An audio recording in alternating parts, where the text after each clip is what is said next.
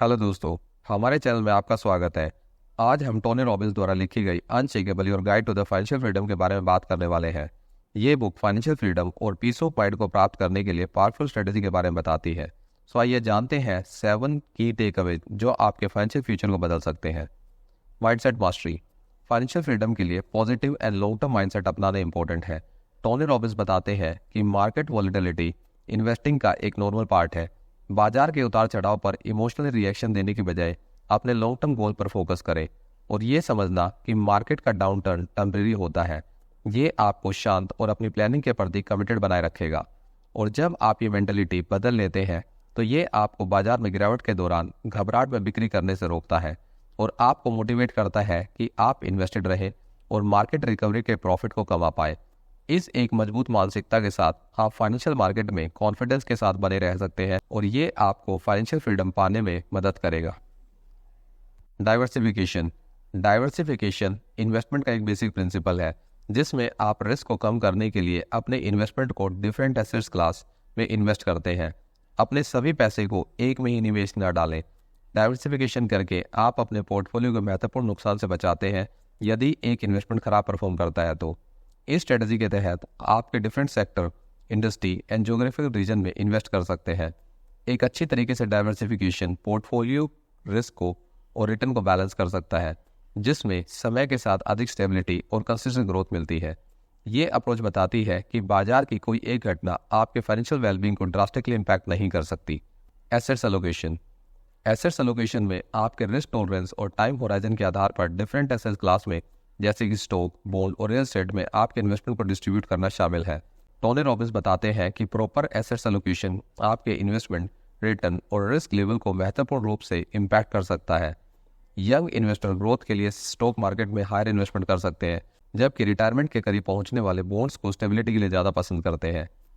अपने पोर्टफोलियो के desired allocation को बनाए रखने के लिए टाइम टू टाइम से रीबैलेंसिंग करना आवश्यक है।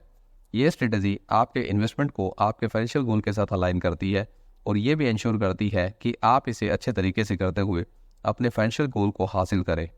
Cost control. रिटर्न को मैक्सिमाइज करने में इन्वेस्टमेंट की कॉस्ट को कम करना एक बड़ा अहम रोल प्ले करता है। अपने इन्वेस्टमेंट से जुड़े जितने भी फीस, एक्सपेंसेस है उसके प्रति अवेयर रहें। हाई कॉस्ट ऑफ इन्वेस्टमेंट आपके इन्वेस्टमेंट के प्रॉफिट को कम कर सकता है। लो कॉस्ट वाले इंडेक्स फंड यानी कि ETF यानी कि एक्सचेंज ट्रेडेड फंड में इन्वेस्ट करें, वो भी ब्रॉड मार्केट एक्सपोजर और मिनिमम फीस के साथ।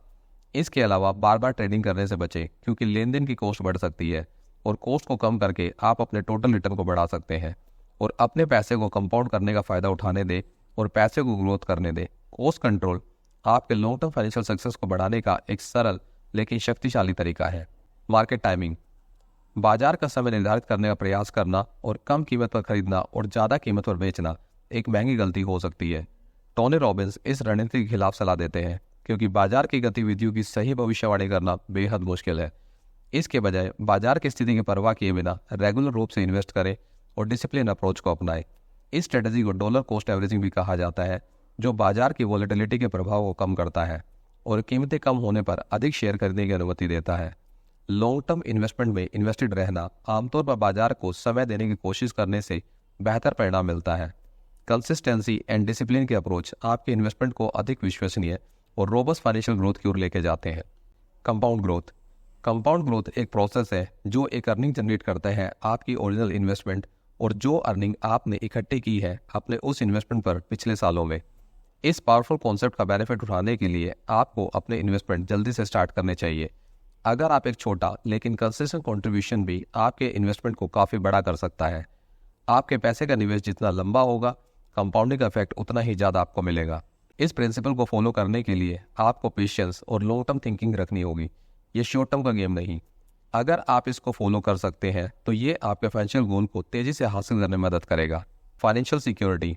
एक सॉलिड फाइनेंशियल फाउंडेशन आपके लिए लॉन्ग टर्म स्टेबिलिटी और पीस ऑफ माइंड के लिए काफ़ी इंपॉर्टेंट है। टोनी रॉबिन्स बताते हैं कि अनएक्सपेक्टेड एक्सपेंसेस के लिए एक इमरजेंसी फंड जरूर ले और एक appropriate insurance coverage unexpected risk को कवर करने के लिए भी जरूर ले लें। एक इमरजेंसी फंड आपके फाइनेंशियल सेफ्टी नेट के रूप में काम करता है जिसमें आप इमरजेंसी सिचुएशन को अपने इन्वेस्टमेंट की प्लानिंग को बिना हिलाए हैंडल कर सकते हैं ताकि आपकी इन्वेस्टमेंट बनी रहे। इंश्योरेंस आपको अनफोर्सिन इवेंट जैसे कि बीमारी, एक्सीडेंट या फिर प्रॉपर्टी डैमेज आदि से बचाता है। जब आप एक सॉलिड फाइनेंशियल फाउंडेशन बना लेते हैं तो ये आपको कॉन्फिडेंस के साथ इन्वेस्ट करने और कम चिंता के साथ फाइनेंशियल फ्रीडम को हासिल करने में मदद करता है।